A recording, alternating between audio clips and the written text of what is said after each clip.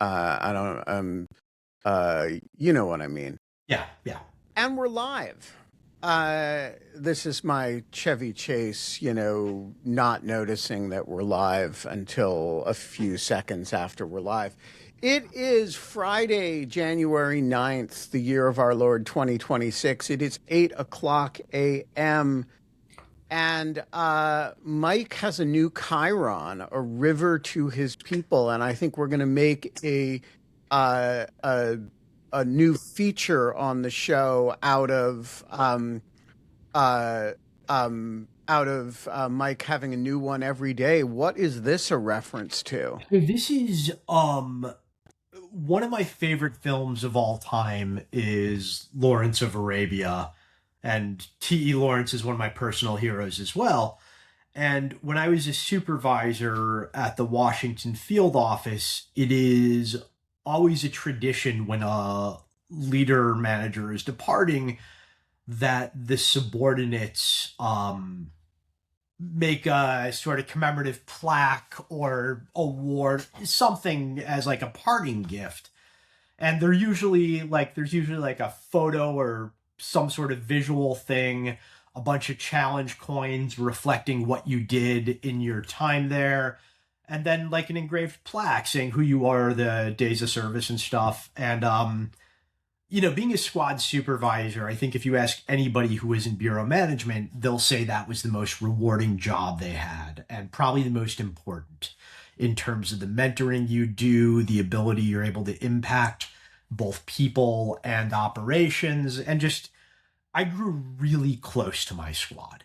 Even now, they're some of the only people in the FBI who regularly still keep in touch with me, and we talk all the time.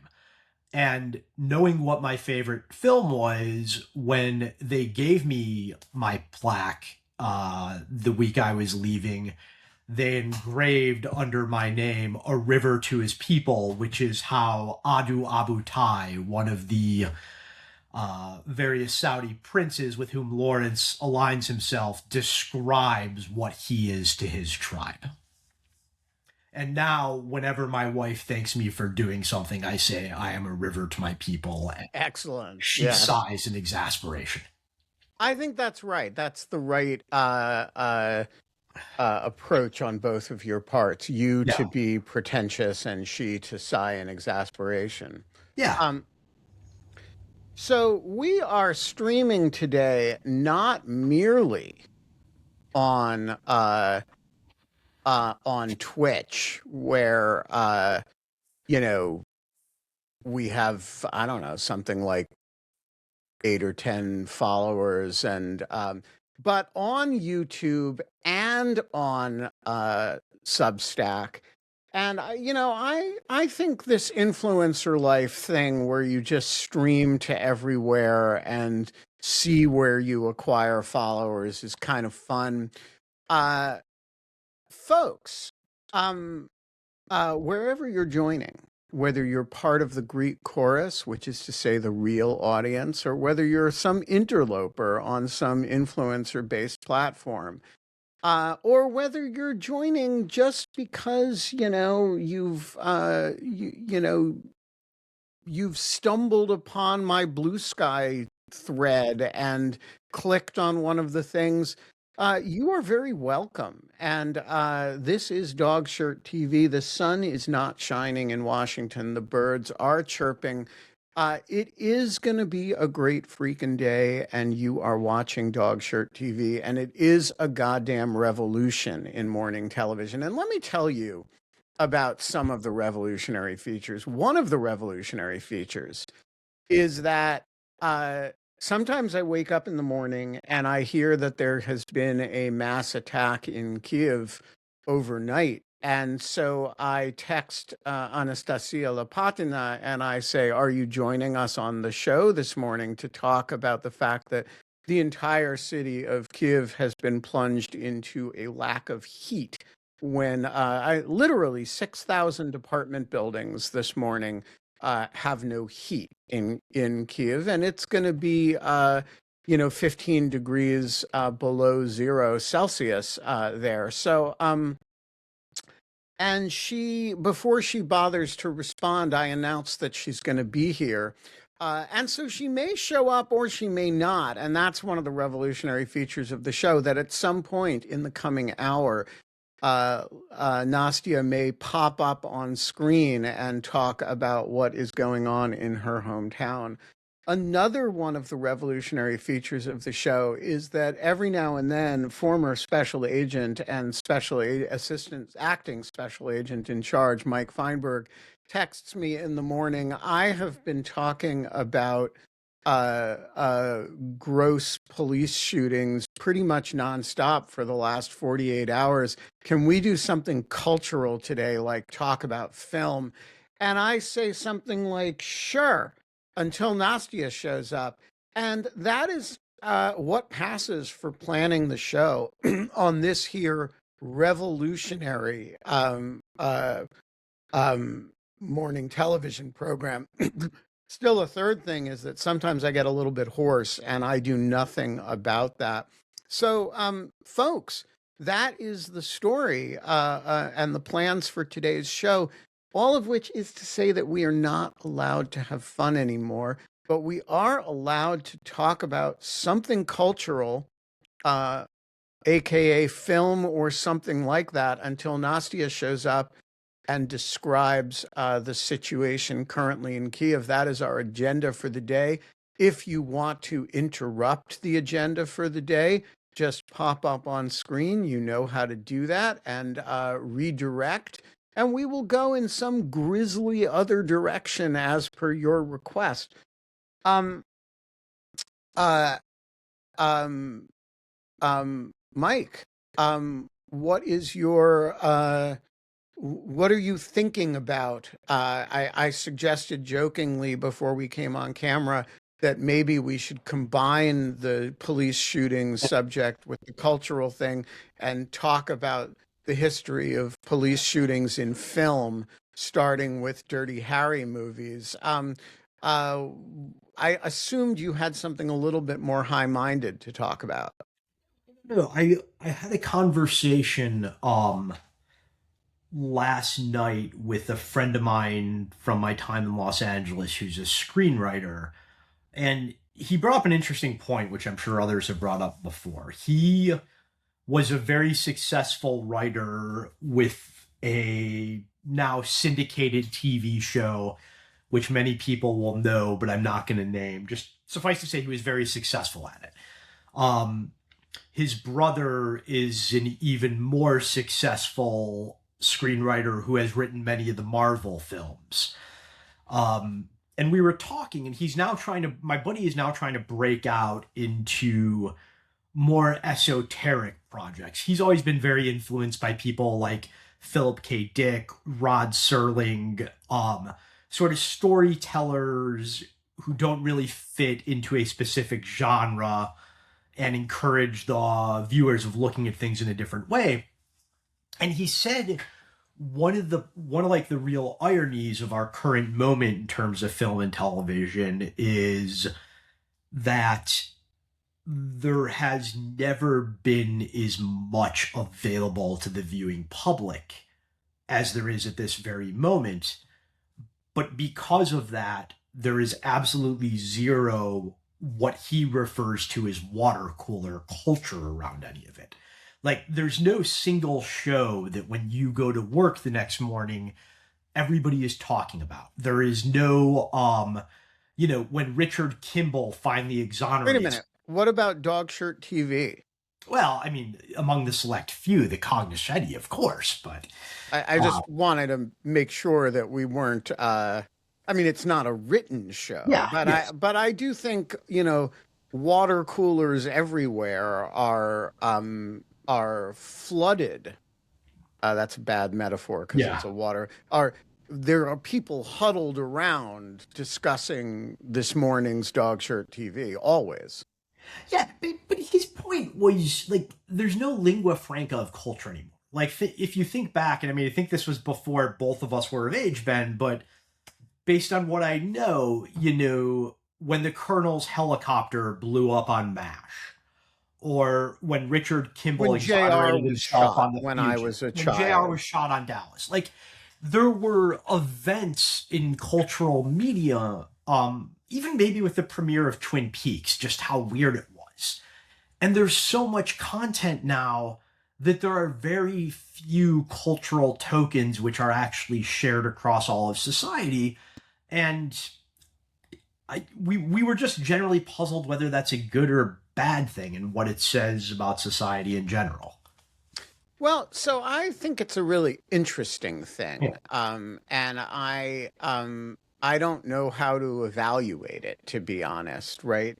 Um, that you can say it's the diffusion of American culture, but you could also say it's like the that there isn't really a national culture anymore, that there are many national cultures Yeah. such that we don't really share one. Now, query if we ever really did, in the sense that there were always people like me who, when that water cooler conversation was happening around the water cooler, hadn't watched that episode of MASH because we'd never seen an episode of MASH because, You're missing out.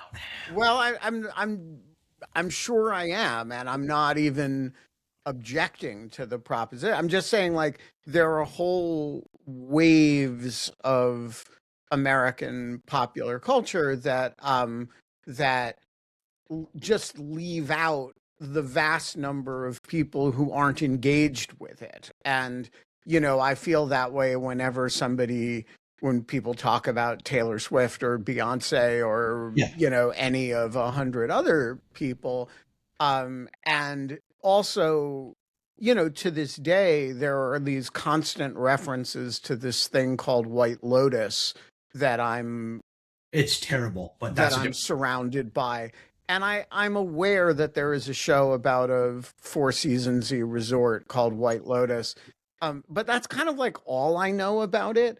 And also all reality television, The Bachelorette, Survivor. I've never seen a single episode of any of these things. And so, Few on that. But what the thing that it makes me think about, and I know I am of a more conservative temperament than many, and I really worry this is like putting me in some sort of Venn diagram with people currently in the White House. But like, I do they think. all watch all of them, I think, Oh, don't oh yeah, you? I think Stephen Miller is a huge fan of the works of David Lynch. But In fact, just he's a character. yeah, yeah. Like I think a some shared cultural touchstones are a necessary ingredient to a healthy polity. I don't know what the proper degree of that is, and I don't know what those touchstones should be, but like I do think part of being in a community is having certain. I think it has nothing to do with heritage or any of that bullshit. I think that like, you know, like agreeing on certain aesthetics like is one of what makes a community. And I think it's a much less pernicious form of community making than focusing on heritage or politics. So I'm I, thinking of this all out loud, so I don't know how well thought out this actually no, is. I actually agree with that. I think uh,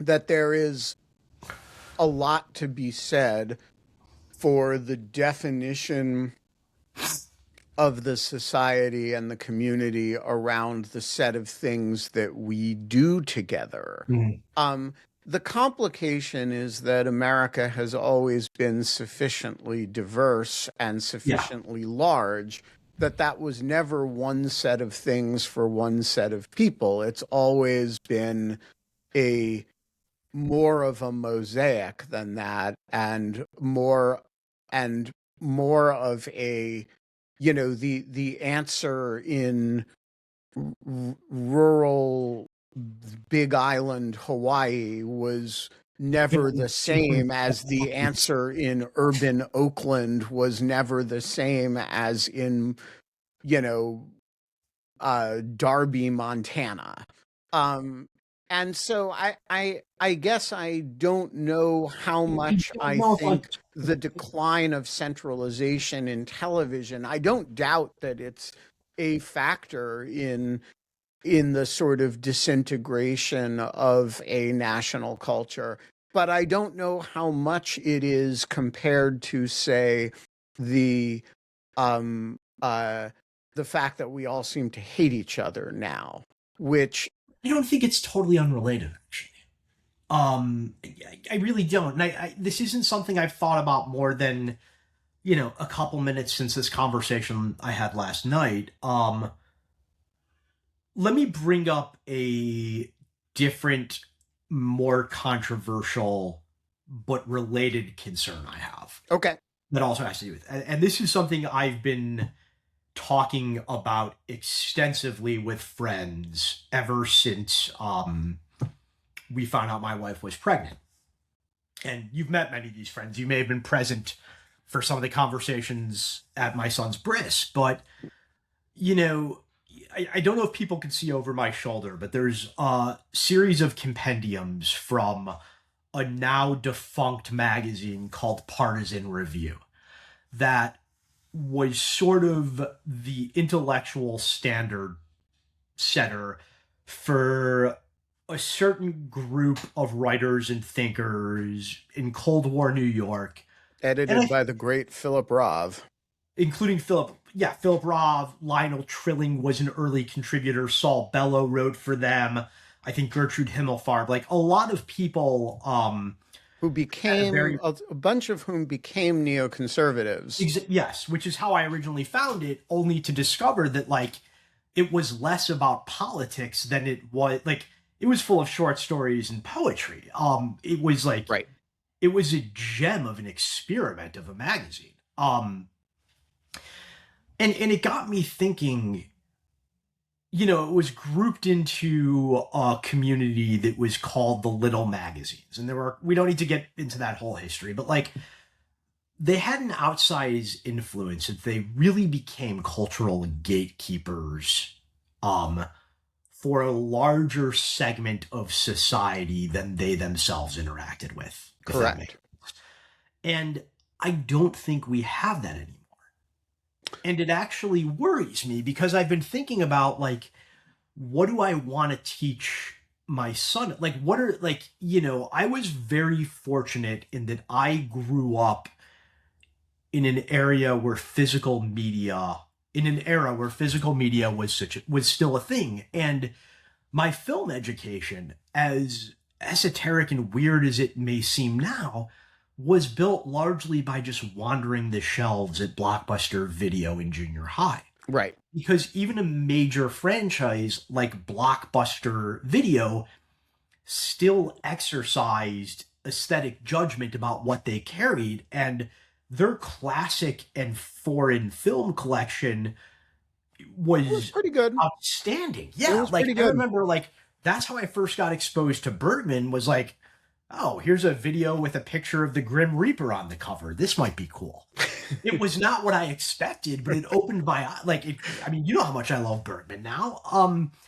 And I worry that we don't have the whole notion of cultural gatekeeping has become sort of passé. And there's so much more content. It's really hard to figure out, like, what do we expose ourselves to now? Right. So we've replaced cultural gatekeepers with algorithms. Yeah. It's not that we don't have them.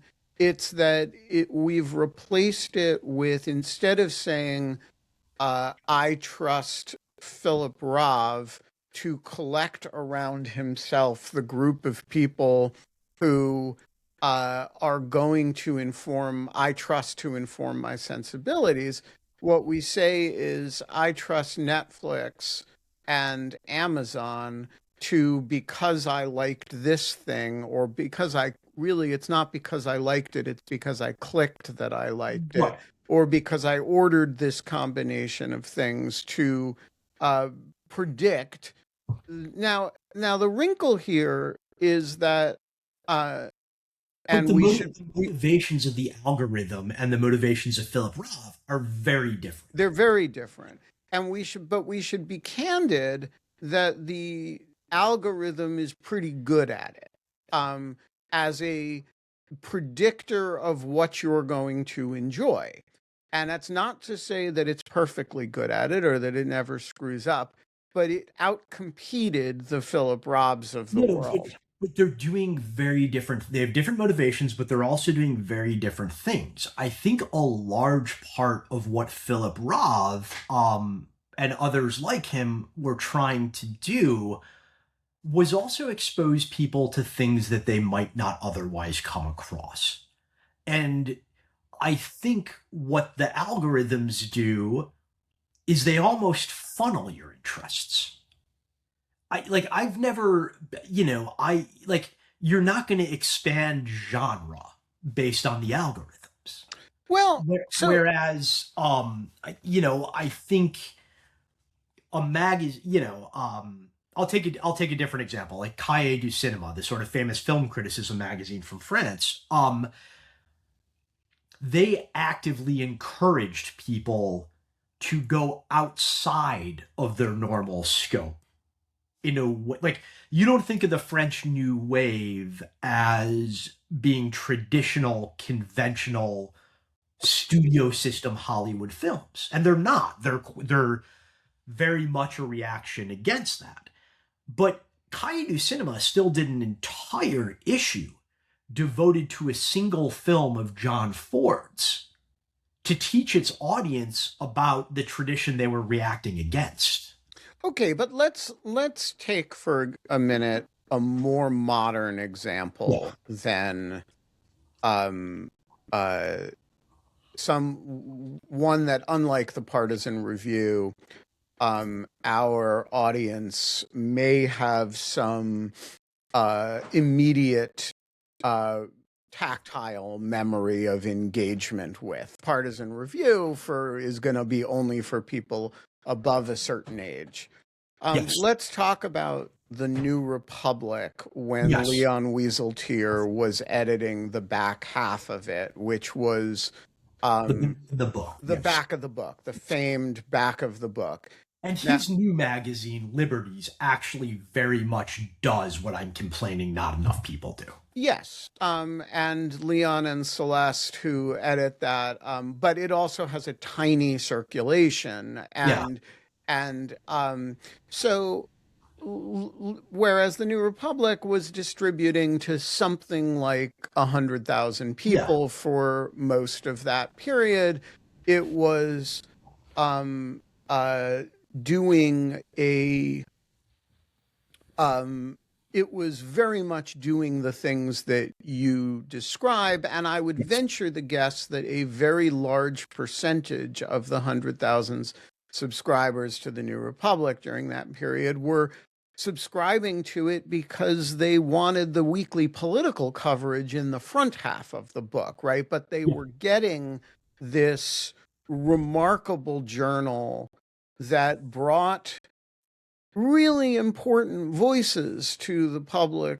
I mean, this was where Paul Berman published for years and years and years. This is where, this was Judge Posner's principal outlet for in the more conservative space for public And for writing and Sullivan, essays.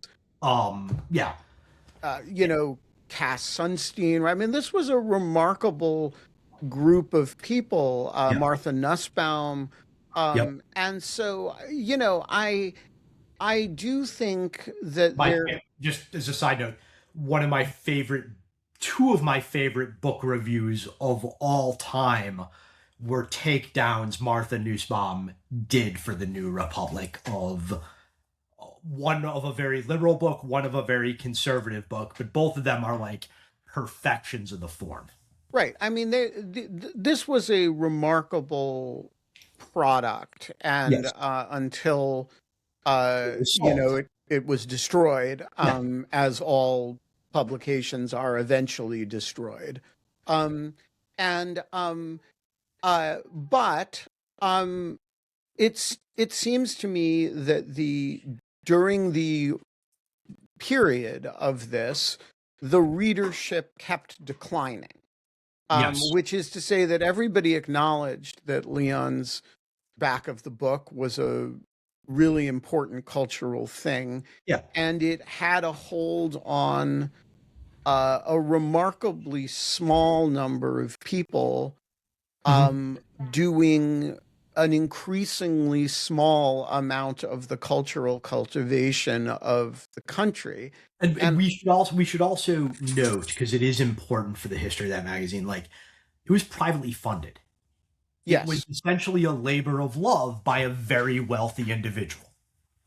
correct, and Yeah. a very wealthy individual who was in it for something else. I Exactly. mean, his, you know, Marty Peretz's money was uh was I mean, Marty and Leon were very close, and Yeah. Leon was a creature of the Marty Peretz era of the New Republic. But let's be honest, Marty Peretz was in it because he was militantly pro-Israel Democrat, and he I think wanted a magazine that reflected yeah. that.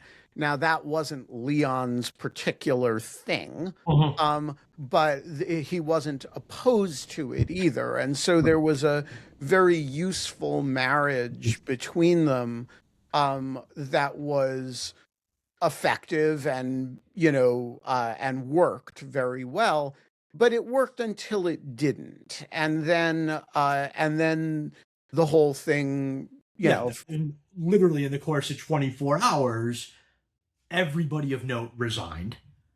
And in the next 24 hours, many subscribers, including a relatively young Mike Feinberg, who had just established himself in Los Angeles, canceled their subscriptions. well, yeah, so the you know when that happened, one of that was the first example of the lawfare refugee program, was I that did not know that. the young Yishai Schwartz, who had been a lawfare contributor and as a before going to law school, and I had sent him to work for the New Republic right before that happened, and then he was uh, you know called me in a panic and said, "Can I come back?" And I said, "Yes." And that is how Yishai ended up back at Lawfare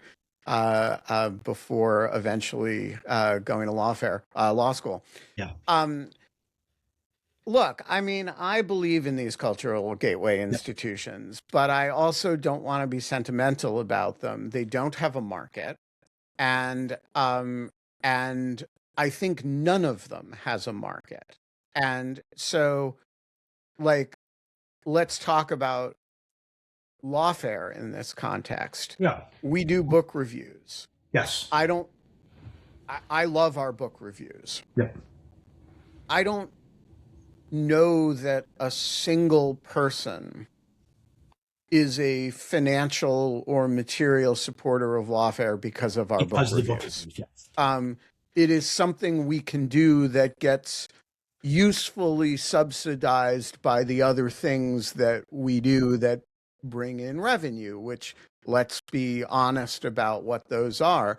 We people subscribe to lawfare because of court coverage. People support lawfare in companies and foundations support lawfare because of cybersecurity issues, because of AI discussions.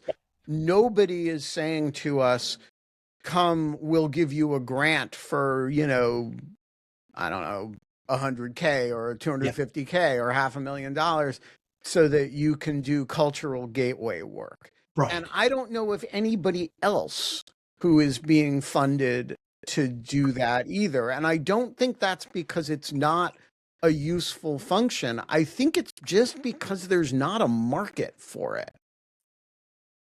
Yeah. I mean, maybe I know you're right, but it doesn't mean I'm not going to mourn it. Look, Yeah. I'm all for mourning it, Yeah. and I'm all for thinking creatively about what the strategies are to recreate portions of it. But I think it has to be done in ways that are not sentimental, or they are bound to fail. And look, there are some people still trying to do it. I forget who. Somebody in the comments mentioned N+1, which actually a number of my friends were involved in the founding of. And they do it. I'm not a huge fan of their politics, and I think their politics tend to affect their aesthetic judgments, but like they're still doing it, and so I should give credit where credit's due. Um, I don't know. I feel, and this is a larger conversation. I feel like the very notion of cultural gatekeeping by a lot of the magazines that used to do it, like the New Yorker or the New York Review of Books, it's become sort of déclassé, except in as much as it supports a view that is more political than aesthetic. I don't know how well I'm articulating that, but like, I will return to that point after Carol yeah, makes her point. Carol, is your mic working today? I think so. It is. Yes. Wow, we can hear you again. Fantastic. Welcome back. Thank you. Somehow the laptop was taking my phone microphone and I couldn't figure out how to make it stop, so I did the quick and dirty fix. I turned off my phone. Fabulous. So What is on your mind this morning? it is totally and completely unrelated to anything substantive that anybody has been talking about for the last couple of days, but it was mentioned on screen. Bring it on. Excellent.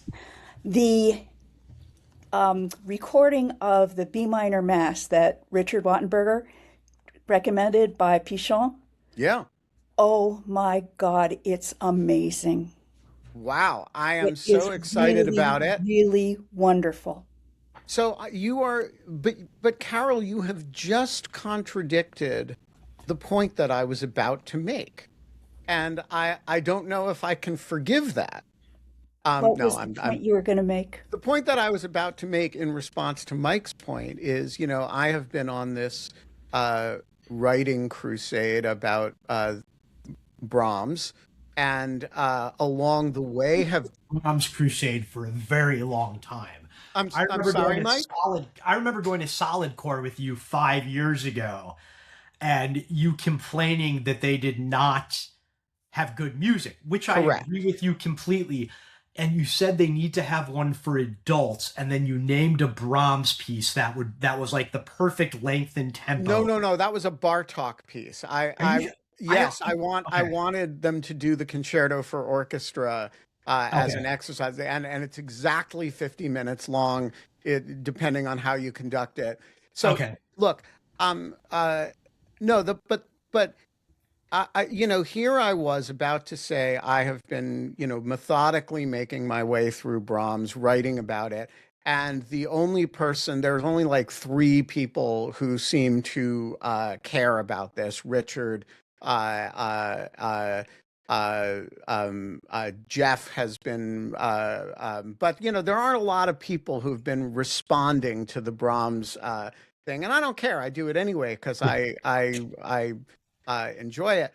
But it's not like when you do purely aesthetic cultural writing that like you get you get like a feedback loop that's positive with that.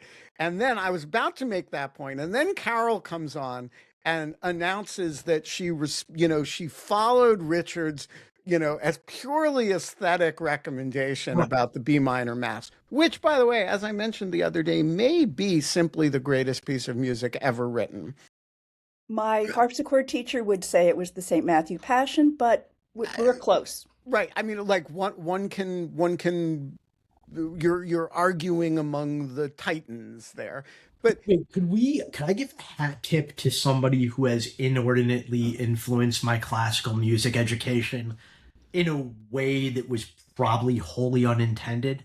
Yes, And but whom I've never you have met. to wait until I finish Sorry, all right. ribbing Carol about this. Fair So enough. I was about to make this point, and I had this great example, the Brahms series, and here comes Carol on the screen pointing out that one of the responses to the Brahms series and to the efforts that I've been making to get people to make music, great music recommendations, that she'd actually gone and listened to it. And oh my God, Richard Blattenbarger is right. And so, Carol, what about my needs here? I'm very excited to listen to that piece. To be honest, I'm not a Brahms person, so I haven't been following that closely. Maybe that See? helps your argument. Um, well, I am both a Bach person and a Brahms person, and when I finish the Brahms project, the next project, which I'm very excited about, is going to be to go through all 150 plus Bach cantatas, which I have never listened to as an organized set. I've listened to many of them, and I'm in love with many of them, but I do think they're all perfect lengths for like one day of you can do like a Bach cantata a day.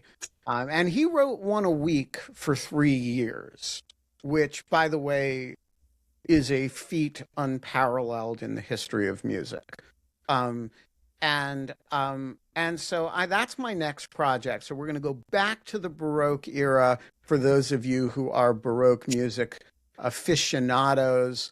But we still Spoken got earlier, but yeah, we still got a hundred plus Brahms opuses to go through. And by the way, I posted this morning. If you have never listened to the Brahms Opus 25 piano quartet, um, it is a mesmerizingly great piece of music. And I What told opus number was that? 25. Yeah. I linked to several recordings of it in today's Dog Shirt Daily, and also listened to the Arnold Schoenberg 1937 uh, orchestration of it, which was written for Otto von Klemperer and premiered by the Los Angeles Philharmonic. And it is not what you would expect from Arnold Schoenberg. It is wholly melodic and shows very little. Everything you think you know about Arnold Schoenberg is not reflected in this piece.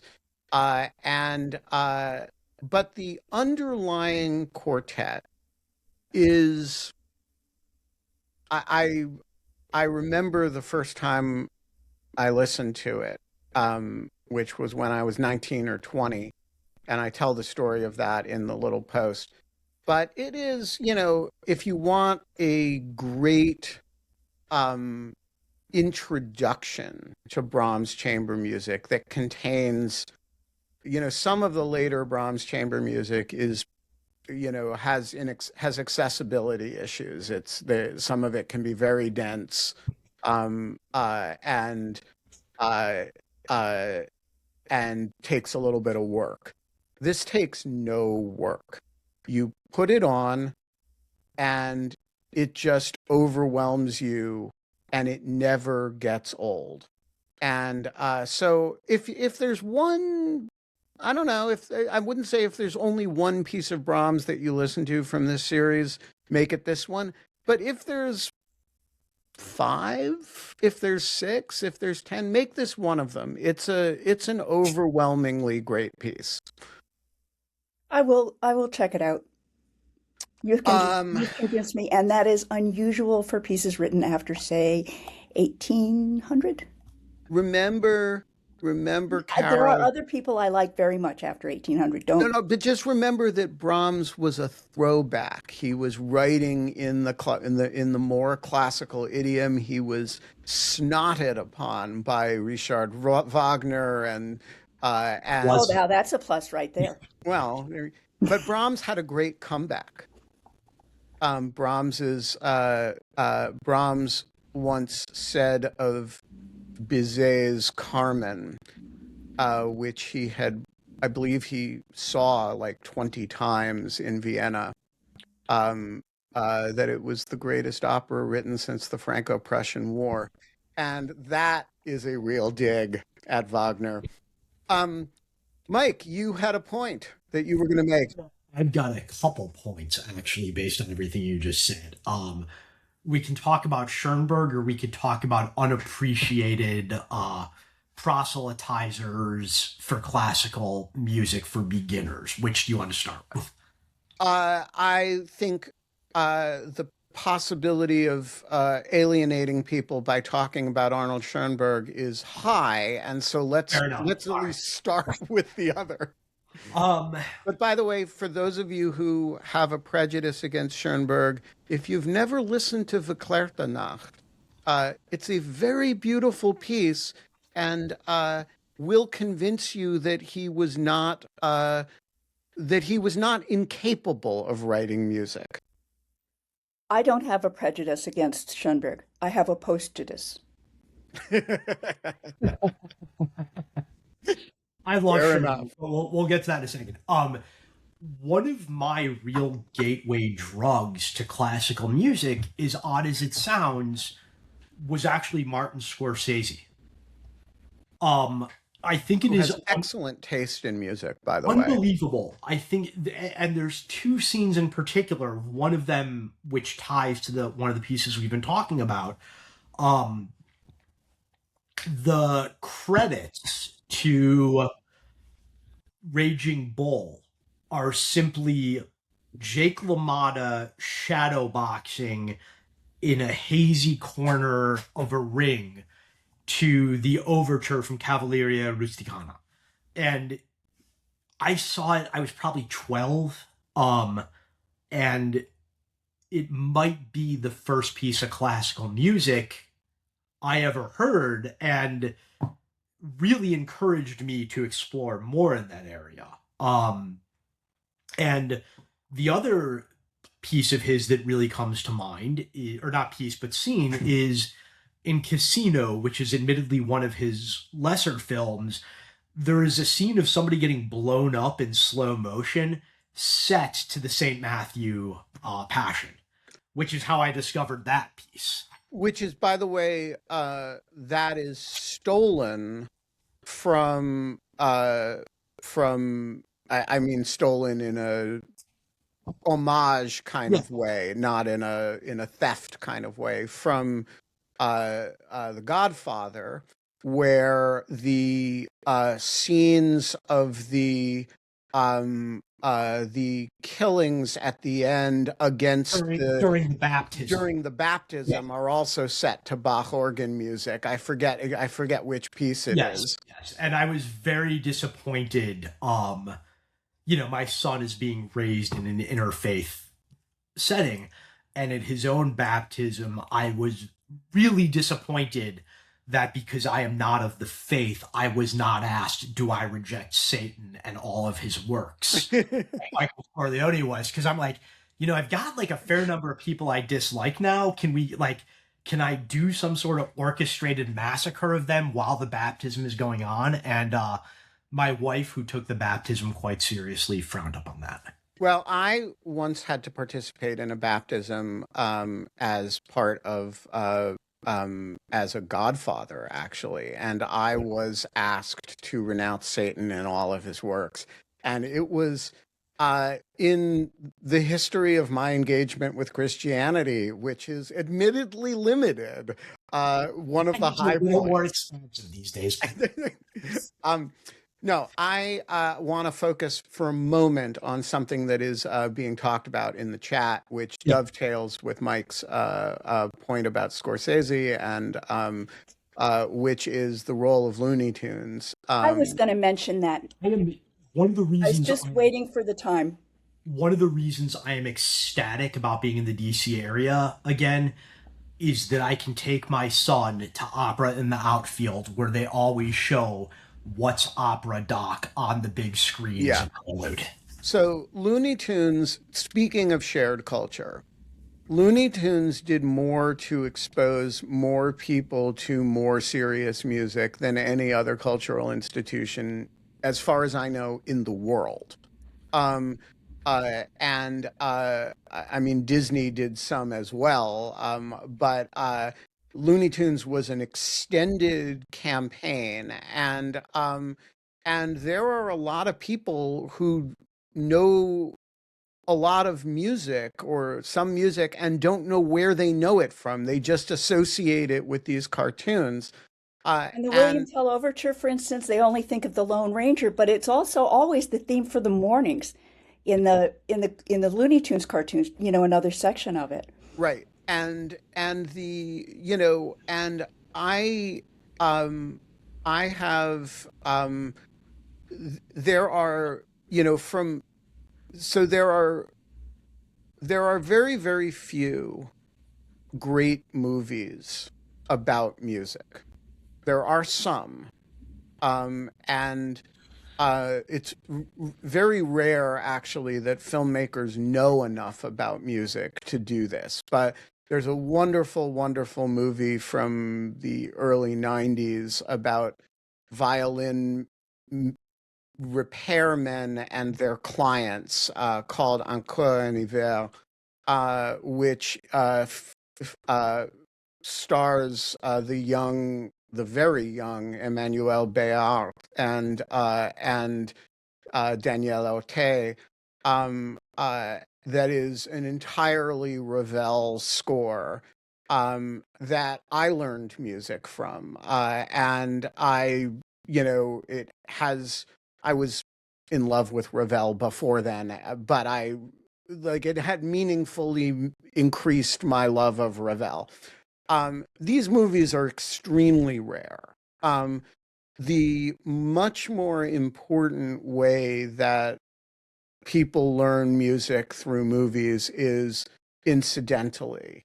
And ah, the moment has come where we have to drop all of this cultural nonsense that we're talking about because Nastya has arrived. And as I promised you, we were going to talk cultural stuff like film, as Mike put it, until Nastya showed up. We need an update on the situation in Kyiv. First of all, Nastya, is everybody okay? And is your apartment adequately warm?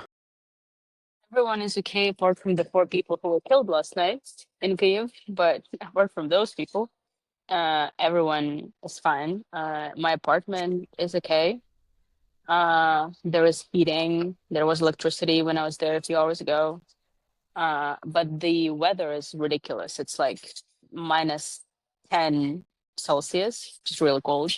And then it's super windy, which you know how the weather app shows you like the actual temperature and then what it feels like. So it's like feels like -19. It's like very, very cold.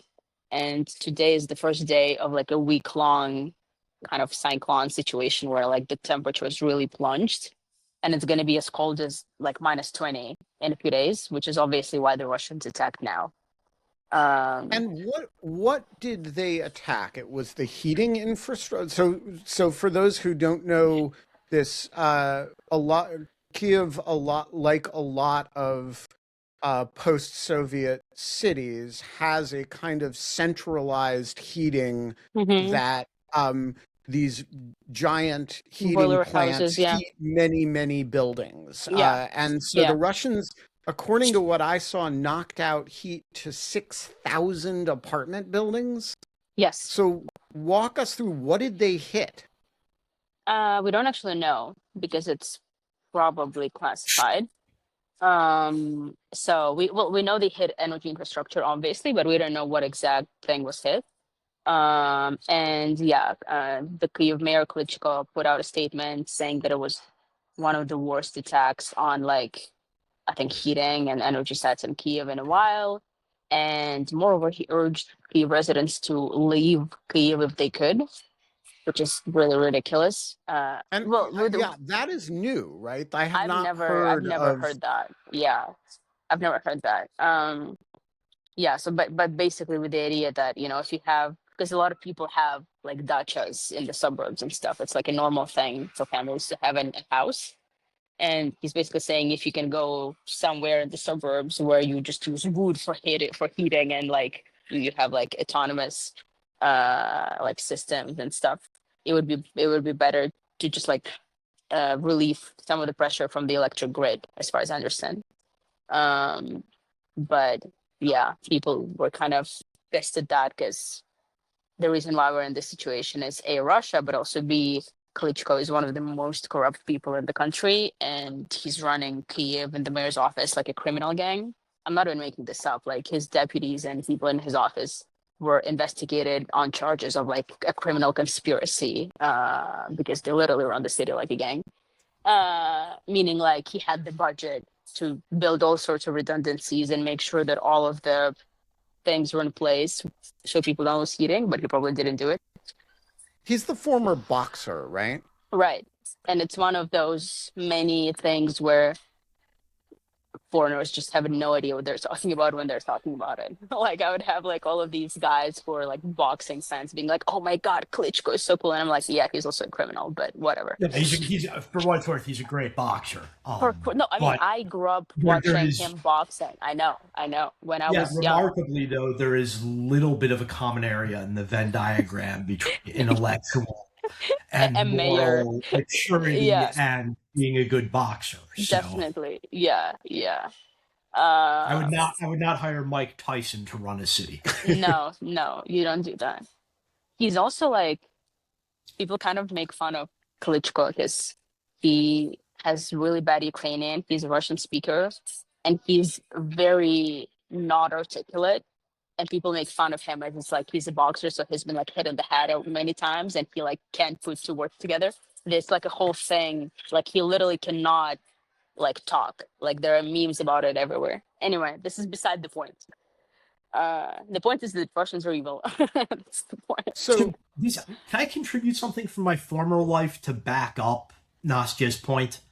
yeah, Russia is one of the only countries whose military doctrine, taken in a vacuum, is fundamentally evil before they even apply it Preaching to the choir. actual campaigns. But what do you mean by that? So two things come to mind. They're one of the only countries whose military doctrine calls for the first use of tactical nuclear weapons as a tool to bring people to a negotiating table. No civilized country has ever said, and I'm assuming most people know the difference between a tactical and a strategic nuclear weapon. Tactical nuclear weapons are much smaller in scale. They're designed towards influencing a battlefield as opposed to destroying an entire city or country, but they still have lots of really bad after effects with things like radiation. And, Russia is one of the only countries that has explicitly said we are willing to use them in order to bring other intransient parties to a negotiating table. Like, that's fucking evil. Mm-hmm. And just to, I can't remember if it was the Washington Post or the New York Times this morning that reported that the Russians used a intermediate range missile that was nuclear capable New York Times last did that. night. That probably scared a lot of people because they just said Russia used a nuclear capable missile against Ukraine. I feel like some people don't know what that means and they would freak out.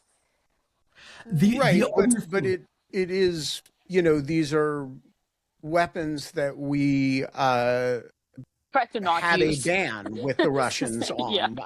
and Yeah. so Mike, you were saying? No, the other thing they do, which is just straight up evil, is they are one of the few nations that is willing to say they will make attacks on civilian critical infrastructure a part of their regular military campaigns. Like, They have that in writing. Interesting. I don't know. I think it is part of their official doctrine. I mean, they certainly do it. They They do definitely, it. they See definitely last do night. it. Yeah. But like, look, I am somebody, probably of the entire lawfare masthead, Ben. I am probably, with the exception of maybe Jack Goldsmith, the most skeptical of the application of international law, even in the treaty system, even in the treaty context, as a means of, putting a leash on more aggressive states. But like, there are some things that should be beyond the civilized pale, and purposefully attacking civilian infrastructure is absolutely one of them. Mhm. Like, this is fucking barbarism. And the people in America who admire this sort of thuggery as some sort of throwback to muscular realpolitik are also pretty fucking evil. And I don't know that I have a larger point than that. It's Yeah, just I'm But not. Where are you going with this argument, Mike? like, the argument is Russia is evil. I'm happy he brought that up. yeah, just Nazi is here for it. yeah. It's, Um, well, it's not just that Russia is evil. It is that the people who support Russia implicitly or explicitly in the United States as some sort of manly nation have Mhm. no fucking idea what they are talking about, no experience in what is acceptable in the realm of military and intelligence affairs, and are admiring what any civilized human being would have no problem calling barbarism. all right, I want to leave that there for a moment and go back to the on the ground situation. Um, so Nastya, 6,000 apartment buildings. These are big buildings. Do we Yeah. know anything about the number of people affected just by the lack of heat? I have not seen the numbers. I've only seen as of like an hour or so ago. I've seen the statement by Klitschko about the 6,000 apartments, but I haven't seen the amount of people now. And I mean, it's also worth saying that we don't know. Like, usually the repairs happen pretty quickly. Usually, I don't know what the scale of the destruction is right now, but in the past, it's a matter of a day or two before things are I back to see. normal. So And what do people do in the meantime? So some people go to their dachas. Some people go to. Some people will, I assume, drain the electricity grid with portable space heaters, yeah, right? that's sort of the problem. Yeah, because then it just makes everything worse. People go to these resilience points. We talked about them in the past, like little locations that paid by donors and used to be paid by American money when it was still around, where you would just like a space, like in some sort of public space, like in a school or something, that would have a bunch of Kind of heating. the same as what we do in hurricane relief situations, Maybe like centers where people can go like charge their phones work. and yeah, and have coffee and Right. yeah, like the fact that you guys have hurricanes is beyond me. I don't think Ukraine has ever had a hurricane, or We and have hurricanes every I have year in fairly I large have no numbers, idea but what we that don't means. have Russian missiles. No, you don't. Everyone has their own thing. We all have our We own also don't have problems. floods. Like, we just don't experience all of that. Yeah. You guys get some man-made floods sometimes, like when the Russians bomb a dam. Yeah. Yeah. Really not good. Also barbaric, by the way, adding to Mike's point. So what? So are people? I take it Kievans are responding to this with their usual mix of Fuck shrugging you. shoulders Yeah. and Yeah. cursing Russians. Yeah. I mean, everyone is like, so this Oreshnik thing, they hit Lviv with an Oreshnik. which is like this Oreshnik is the missile. the nuclear capable missile, which it's just like it's ridiculous because if it's used conventionally, i.e., without nuclear weapons in it, it's just a missile. It doesn't really do much at all. But every time they launch it, they present it like it's a media thing for them. Like this whole missile, they present it as this like greatest missile in the world, but it's really nothing. Like it does some damage, but not more than a bunch of ballistic missiles that they launch at us all the time do. And so people were making a lot of fun online about that this morning of like, they said that the Oreshnik was a response to the Ukraine attack on Putin's residence, which is bullshit whenever it's like his residence. So they said that it's amazing. It's so Russian. They like made that shit up, then attacked us with the scary missile in response to the thing that they made up. And Right. now they're like chest thumping and everything. Meanwhile, people are like carrying on like nothing happened, you know? Um, So but brace it yourself for is the gonna, trip, Ben. but it is yeah. So this all happened in response to my buying a ticket Yes, to I Kyiv, will be in to Kyiv Poland. in 2 weeks, and that is what prompted this spate of attacks. And